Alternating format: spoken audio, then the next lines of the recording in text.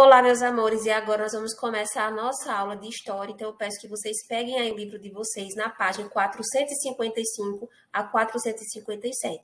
Nós vamos encerrar aí nessa unidade onde falávamos sobre a nova ditadura e redemocratização. Então, nós vamos falar, da volta das eleições no Brasil, como se deu esse processo, depois desse regime ditatorial com eleições indiretas, como voltou aí as eleições no Brasil. Então, vamos acompanhar o slide. Em 1989, depois de 29 anos sem eleições diretas, a população foi às urnas eleger o presidente do país. Fernando Collor de Mello, o que tinha um discurso direcionado ao combate à inflação e à corrupção, venceu as eleições em dezembro de 1989 e tomou posse em 15 de março de 1990. Então, aí, como vocês estão vendo aí na fotografia, depois de 29 anos sem eleições diretas, a população foi até as urnas eleger o novo presidente do país, E Fernando Collor, ele tinha um discurso direcionado, para combater a inflação, que a gente já falou muito sobre a inflação, e também combater a corrupção. Por isso, ele venceu as eleições em dezembro de 1989 e tomou posse no dia 15 de março de 1990. Então, vamos ver como foi o governo Collor. O presidente Fernando Collor colocou em ação o Plano Brasil Novo. Foi um plano que ele fez logo que ele entrou aí, assumiu a presidência. Entre outras medidas, o novo plano econômico, ele tinha algumas medidas. Então, o que é que estabelecia esse Plano do Brasil Novo?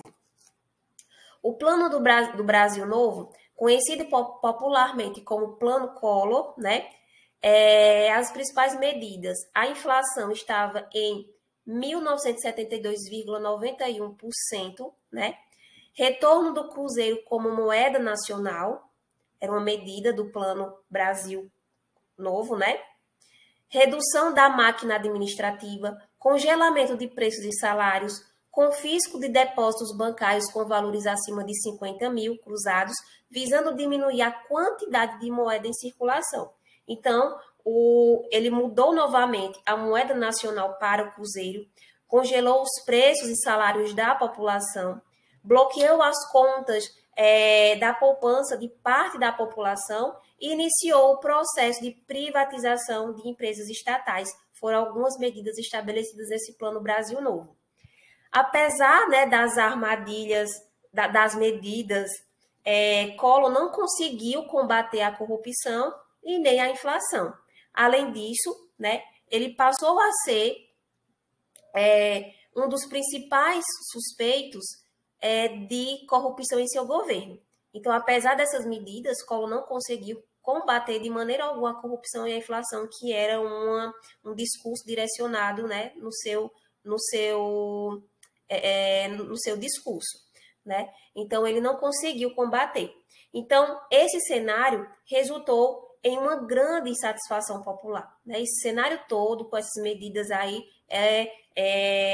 colocou uma grande insatisfação na população. E em 1992, o Congresso Nacional instaurou uma comissão parlamentar de inquéritos, que é a CPI, para investigar denúncias de corrupção e milhares de pessoas saíram às ruas para exigir o impeachment do presidente. Então, o que é impeachment? Vocês já escutaram falar sobre impeachment, Então, vamos saber o que é impeachment. Impeachment, minha gente, é o afastamento do governante caso seja comprovado que ele cometeu algum crime de responsabilidade durante sua administração. Então, foi o primeiro impeachment do Brasil, com Fernando Collor de Mello.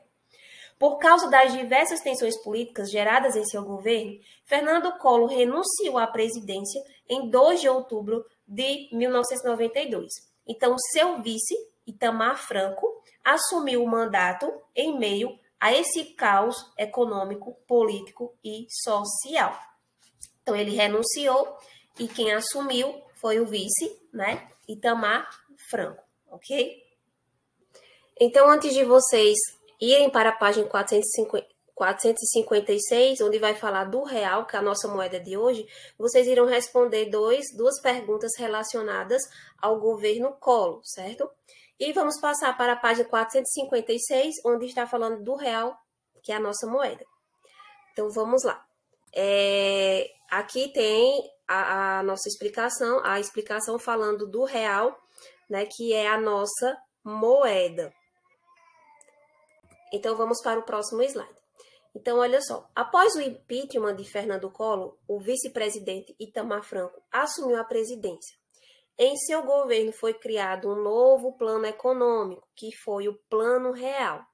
Então, Itamar assume a presidência formalmente no dia 29 de dezembro. O Brasil já estava no meio de uma grave crise econômica com a inflação, né, chegando a 1.100% em 1992 e alcançando mais de 2.000%, né, no ano seguinte, a maior da história do Brasil. Itamar trocou de ministro da Economia várias vezes até que Fernando Henrique Cardoso assumisse o Ministério da Fazenda. Então, vamos ver aí, né, o que foi o Plano Real, né? Temos que saber o que foi o Plano Real. O Plano Real nasceu no governo Itamar Franco, que nomeou Fernando Henrique Cardoso para o Ministério da Fazenda, o qual soube escolher bem sua equipe de economistas e elaborar um plano que realmente controlaria a inflação. O plano teve como objetivo criar uma unidade real de valor, onde todos os produtos ficariam desvinculados da moeda vigente, denominado Cruzeiro Real. Ficou estabelecido que uma unidade de real valor correspondia, né, ou seja, que corresponderia a $1. O Cruzeiro Real se desvalorizava em relação à unidade de real valor e o dólar, né? Porém, foi determinado um prazo de vigência e depois esse real valor passou a ser referência de cálculo para preços e contratos firmados desde sua criação. O Cruzeiro Real foi deixando aos poucos de ser referência e também o caráter de moeda. Então, o que representou o Plano Real na economia brasileira? O Plano Real conseguiu mudar o rumo dessa história, né? Desarmou o sistema de indexação, restabeleceu a confiança em que o governo não faria loucuras na economia e virou uma página complicada na história brasileira. Aqui, né, nesse outro slide, estão algumas ações e fases do Plano Real, né? Então, observem aí o slide que eu coloquei, essas ações e fases, né? Mas também tem no livro aí que vocês podem acompanhar, né? Chefiado pelo então ministro da Fazenda, Fernando Henrique Cardoso, o plano econômico estabelecia as seguintes medidas: redução de gastos públicos e aumento dos impostos como forma de controlar as contas do governo, criação de uma nova moeda forte, o real, que permanece até hoje, aumento das taxas de juros e da quantidade de dinheiro que os bancos deveriam recolher para o Banco Central com o objetivo de reduzir o consumo e provocar a queda da inflação, reduzir os impostos de importação para aumentar a concorrência, controle do aumento dos preços dos produtos nacionais, né, foram algumas medidas estabelecidas nesse plano econômico. O Plano Real combateu a inflação e valorizou também a moeda brasileira, coisa que outros planos não fizeram, né, que não teriam dado certo. Assim, os preços das mercadorias caíram e o poder da compra voltou a crescer no Brasil. O sucesso do Plano Real possibilitou ao ministro Fernando Henrique Cardoso se candidatasse, né, ao cargo de presidente da República e vencer em primeiro turno. Ele venceu em primeiro turno, né? Ele era o ministro da Fazenda, então, graças a esse sucesso, né, do Plano Real, isso foi também uma chave, né, um enorme passo para que ele se candidatasse e ganhasse as eleições, né, no primeiro turno, contra o candidato Luiz Inácio Lula da Silva, né? Então, essa foi um resumo, né, sobre e fechando essa parte da nova ditadura e redemocratização. Vocês irão agora fazer a atividade da página 457, ok? Então, qualquer dúvida, entre em contato comigo. Beijos, até a nossa próxima aula.